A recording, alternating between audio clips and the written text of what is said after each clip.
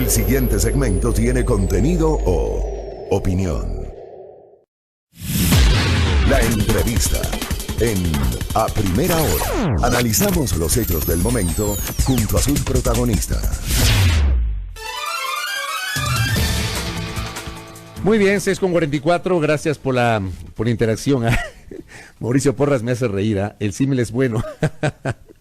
Bien ese mensaje, a propósito del viaje del señor presidente de la República. Muy bien, saludos a quienes nos sintonizan desde varios sectores de nuestro país, en Manabí, en Imbabura, en Tungurahua, en mi tierra Ambato, a través del Facebook Live. Estamos con nuestra señal abierta en Pichincha, Esmeraldas y Manabí. Y en los sitios donde no tenemos la frecuencia en señal abierta, evidentemente estamos en la internet y transmitiendo por Facebook Live. Hablemos sobre las fake news. Miren ustedes cómo en los últimos días tuvimos o hemos tenido esta información que se ha compartido mucho respecto del coronavirus. Por mencionar un ejemplo. Para nosotros, evidentemente, es un tema nuevo, para el mundo fue un tema nuevo, máxime que ni siquiera hay una vacuna. Entiendo que está trabajando el mundo científico en la preparación de una vacuna, la creación de una vacuna para el coronavirus. Enfermedad que ha cobrado las vidas de alrededor de cerca de 1,000 personas a nivel mundial y que sigue generando el interés de la China.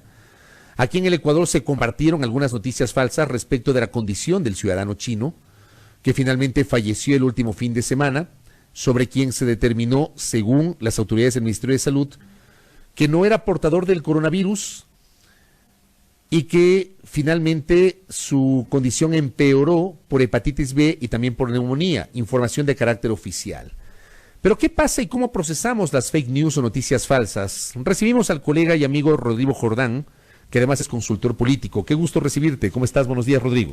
Gracias, Fabricio. Un gusto para mí estar aquí y abordar un tema que es importantísimo, porque las fake news, yo siempre digo cuando hablamos de este tema, las fake news es encontrarse cada día con una realidad que no es verdad. Es tomar decisiones en base a información de una percepción que es falsa. Por eso es tan importante hablar de esto en la gente, porque uno cuando amanece todos los días se encuentra con una realidad falsa, especialmente en las redes sociales. ¿Cómo se generan las fake news y cómo identificamos las noticias falsas? Porque digo, tal vez para nosotros los periodistas que, al menos en el papel, en la teoría, estamos obligados a verificar, a contrastar, a contextualizar, a tratar de conocer si efectivamente esa noticia es falsa. Pero mucha gente lo que hace es, ve una noticia e inmediatamente la comparte. Incluso noticias que son antiguas, no siendo falsas, fueron reales, pero que datan de hace algunos años y que no corresponden al momento actual. ¿Cómo hacemos para identificar las fake news? Así es, para entender el fenómeno de fake news hay que abordar 3 temas esenciales. Primero, todos tenemos que saber en Quito, en Ecuador, en el país, que vivimos en sociedades hipercomunicadas. ¿Qué quiere decir esto? Que la cantidad de información a la que tenemos acceso se ha multiplicado de una manera increíble. ¿Esto qué quiere decir? Que todos los días en nuestros teléfonos móviles podemos tener acceso a información de todas las temáticas. Entonces, este fenómeno tiene una base en las plataformas tecnológicas con este sentido de hipercomunicación. Voy a poner un ejemplo. En el año 70 o en la década de los 70, el estímulo de información que tenían las personas era de unos 400 mensajes informativos al día, en general, ya sea publicitarios y noticiosos. Hoy estamos expuestos a más de 5,000 estímulos publicitarios e informativos al día. Esto quiere decir que nuestro cerebro recibe demasiada información. Y dado este desarrollo tecnológico, lo que ha pasado como segundo factor es que a cada situación cotidiana y de opinión pública, las fake news se suben sobre ellas. Es decir, puede haber cualquier tipo de información, el coronavirus. Hace poco yo hablaba con una persona, un alto directivo del Ministerio de Salud, y decía que las fake news en el caso de el diagnóstico del coronavirus en el paciente chino que recién falleció, generó que incluso los ecuatorianos sintamos cierto desazón al saber que no tiene el coronavirus. Decía, fue increíble cómo las fake news generaron tal nivel de crítica a la gestión del Ministerio de Salud, que este alto directivo, que es un subsecretario, decía, qué increíble cómo al nosotros informar que el ciudadano no tenía el coronavirus, en redes era como que había una desazón y decían, Increíble, o sea, ojalá hubiera tenido el coronavirus. O sea, lo que uno hubiese esperado es una sensación colectiva de tranquilidad. De alegría, claro. No llegó el coronavirus, debemos sentirnos tranquilos. Yo coincido contigo en el sentido de que mucha gente no reaccionó positivamente ante el anuncio, pero creo que no reaccionó porque, digamos, hay esta sensación de que se tomaron demasiado tiempo. Así es. Y que no se informó adecuadamente, o sea, también ahí es discutible el tema de las estrategias comunicacionales para informar sobre la condición del ciudadano chino. Así es, el Ministerio de Salud obviamente no generó una estrategia adecuada de comunicación, pero las fake news o las noticias falsas que circularon se iban con tanta velocidad. Y aquí hay un dato interesantísimo. El Instituto MIT de Estados Unidos, en un estudio que hizo el año pasado, determina que las fake news tienen un 70% más de posibilidad de ser replicadas. ¿Por qué? Porque las fake news tienen dos características. La primera es generar un impacto negativo aumentado sobre la influencia de la noticia en la opinión pública o en la vida de la gente. Y segundo, que es replicada por robots o bots que se llaman, que aparte de los humanos replicarlos, también se replican a través de robots que hacen que la velocidad con las que se desarrollen las noticias sea mucho más fuerte. Allí, por ejemplo, permíteme interrumpirte, porque ¿cuál es la diferencia entre los bots y las cuentas troll, o son lo mismo? No, no es lo mismo. Las cuentas troll son cuentas gestionadas por un community manager que lo único que hace es generar una identidad falsa para comentar alguna noticia en individual o en colectivo. Y así pretender generar tendencia. Claro, por ejemplo, por el tráfico que genera ese comentario. Técnicamente estos se llaman nodos de influencia en opinión pública, en la que tú, por ejemplo, en el mercado hay personas que dicen, yo tengo para que ahora hay una tendencia que para que los trolls sean más reales, son cuentas orgánicas de personas que prestan su nombre para poder generar influencia en cierta noticia. Entonces, cuando tú las detectas, normalmente dices, no se creó ayer ni antes de ayer la cuenta, esta persona lleva 10 años, es una persona normal, pero hace el papel también de troll. Esta es una segunda etapa en la que se genera como más legitimidad en el comentario interesado contratado del troll. Pero los bots son robots que generan y hacen una búsqueda por palabras. Por ejemplo, yo pongo Quito en algún mensaje y este robot lo que hace es ver Quito y plum, replica la información. Es decir, los bots son programas de computación que están listos para influenciar de acuerdo a la búsqueda de palabras. ¿Se puede identificar cuáles son cuentas troll y cuáles son bots? ¿Se los puede identificar en el mundo digital? En un inicio los bots tenían el nombre de bots en las cuentas, ahora ya no. Entonces hoy lo que es más difícil. Claro. Pero normalmente lo que pasa, y por eso es tan peligroso el tema de las fake news, porque nosotros hace poco estuve dando una charla en la Universidad Católica sobre este tema y decía, los bots generan, digamos, las fake news generan dos impactos importantísimos en la vida de la gente. Fabricio, la gente toma decisiones con la información que ve en redes sociales, se entrega al pánico o no se entrega al pánico, hace decisiones de inversión, de compra. Por eso hoy decimos que en el mundo de la posverdad, el 80% de la verdad es la percepción. Es decir, estamos llegando a un nivel en el cual la verdad se convierte en una percepción que ahora encima es falso. Y segundo, la influencia de las fake news, porque las fake news son peligrosas porque tienen más influencia que la misma verdad, es la gobernabilidad de los países. Lastimosamente los gobiernos se están adaptando a reaccionar en base a tendencias de opinión pública que en un 80% pueden ser falsas. Es decir, la gobernabilidad de un país va a depender de las fake news, porque las fake news generan tendencias y los gobiernos toman decisiones en base a eso. Y resulta que hay toma de decisiones que inclusive se las traslada a través de las redes sociales. O sea, ni siquiera hay, digamos, probablemente una toma de decisiones pensada, meditada, argumentada, sino con base en esta coyuntura que señalas y también a través del Twitter. Así es. O a través del Facebook. Entonces, MIT determina que los canales en los cuales las fake news proliferan en orden de importancia es Facebook y segundo Twitter. ¿Esto qué quiere decir? La política pública, Fabricio, las decisiones de los gobiernos locales, nacionales, hoy están supeditadas a las tendencias de fake news. No me dejas mentir, Fabricio, pero todos los comunicadores, lo que nos hemos dedicado al periodismo, sabemos que la forma más rápida de hacer reaccionar a un gobierno en la toma de decisión de política pública, de decretos, de resoluciones, es creando una tendencia falsa sobre algún tema. Entonces, ¿a qué estamos supeditados? A que todos los días amanecemos y vamos a tomar decisiones con noticias falsas, con noticias que están alejadas de la realidad. Te voy a poner un ejemplo. Una tendencia última de fake news decía que el coronavirus se transmite por las encomiendas enviadas desde China. Entonces, eso ya, o sea, son niveles increíbles.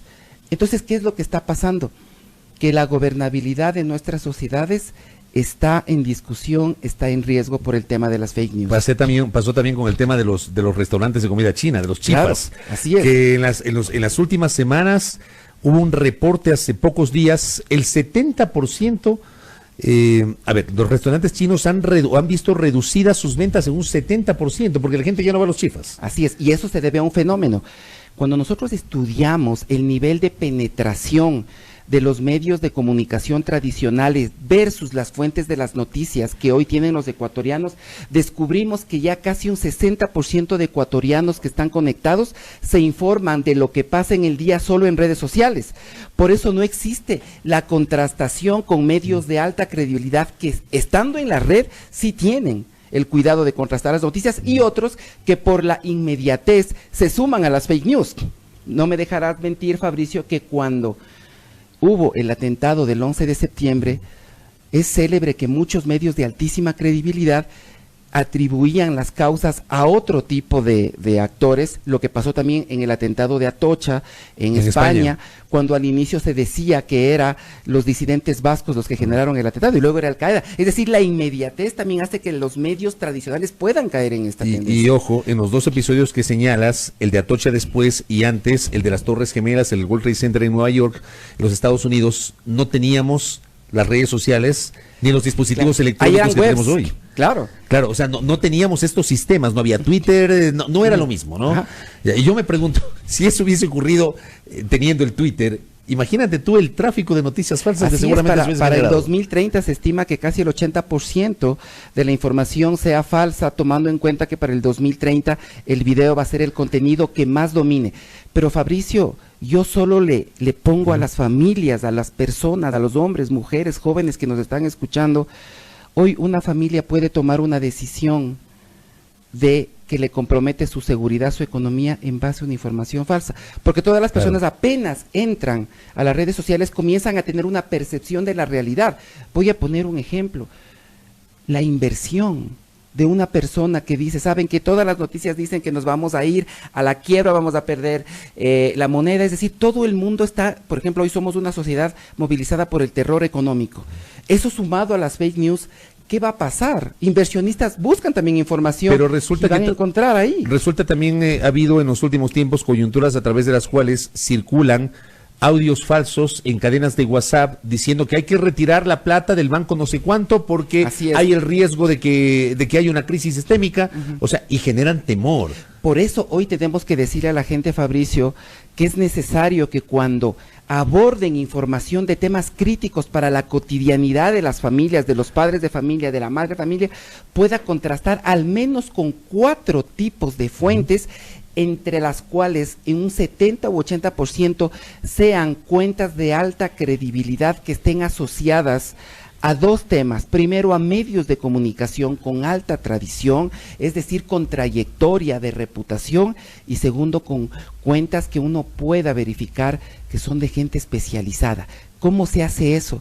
Viendo los historiales, viendo de dónde viene la información, porque te digo que hoy la gobernabilidad y la cotidianidad de la gente puede estar fácilmente influenciada y tomada una decisión en base a una información falsa. Nos hemos entregado, por ejemplo, al pánico en el coronavirus en el Ecuador. Claro, y el mundo así. Sin duda. El otro día veía una información en España que decía que el coronavirus, hay un estudio hoy, que el coronavirus tiene el 2% de mortalidad en relación a los contagiados y que el coronavirus mató muchas menos personas que en España la influenza normal. Es decir, la influenza normal es mucho más mortal que lo que es el coronavirus. Tiene una mortalidad del 2%. Es decir, pueden haber 20,000, 30,000 contagiados y los fallecidos van a ser solo el 2%. Qué bárbaro. Algunas preguntas que nos escriben los oyentes en la parte final, no me queda mucho tiempo, así que le pido respuestas puntuales a nuestro invitado, Rodrigo Jordán, que nos visita, consultor político, hablando de las fake news.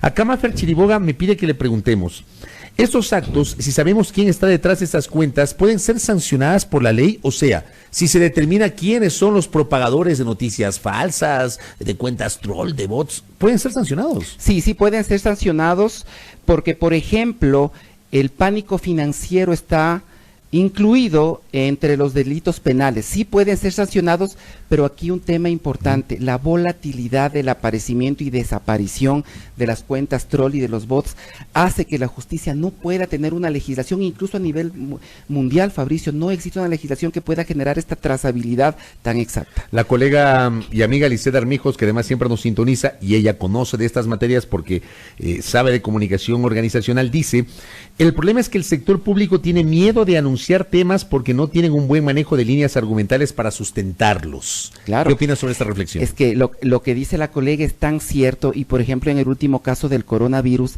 la presión de las tendencias de fake news y también las tendencias de interés de información sobre el tema del caso del coronavirus o del que era posible caso del coronavirus, hizo que el Ministerio de Comunicación genere varios errores comunicacionales presionados por la verdad, pero mucho más por la posverdad. Ahora, también hay un hecho cierto que un par de mensajes de los oyentes traen a colación. Los hechos de octubre, las protestas de octubre y el rol de los medios tradicionales ha sido muy discutido por una buena parte de la sociedad. Mucha gente vio en los medios alternativos, en los medios digitales e incluso en las redes sociales se encontró información que no encontraba en los medios tradicionales. Y por ejemplo, algunos oyentes dicen, a ver, ¿en quién creemos? ¿Cómo hacemos para creer si por ejemplo octubre sí marcó un momento en el cual yo sí creo que octubre marca un punto de inflexión para nosotros como periodistas y como medios? Entonces, mucha gente seguramente no nos cree o no confía en lo que nosotros decimos por lo que pasó en octubre. Así es. Donde o se negaron determinadas cosas o no se informaron determinadas cosas. Ahí lo único que tengo que decir para terminar es que vivimos el caldo de cultivo perfecto para las fake news y obviamente desde que hace 10 años los medios de comunicación salieron de la lista de las instituciones en las que más confían los ecuatorianos, claro. La inmediatez, la rapidez y la diversidad de información que te ofrecen las redes sociales, un video, un audio del mismo tema inmediatamente, hacen que cada día podamos vivir en una realidad falsa, tomando decisiones si no aprendemos a contrastar. Un último dato, solo el 2% de jóvenes en una encuesta en Estados Unidos dicen que saben diferenciar entre noticias falsas y verdaderas, y en adultos solo un 50% dice que tienen la capacidad de diferenciar, el resto no tiene esa capacidad, por eso la alfabetización digital es clave. Sin duda, sin duda. Buen aporte de nuestro invitado, Rodrigo, gracias por el tiempo, por la gentileza. Hablando justamente sobre las fake news, póngale ojo, contraste. Al menos 4 fuentes hay que revisar para estar seguros de lo que se publica en las redes sociales. Mucho ojo con eso.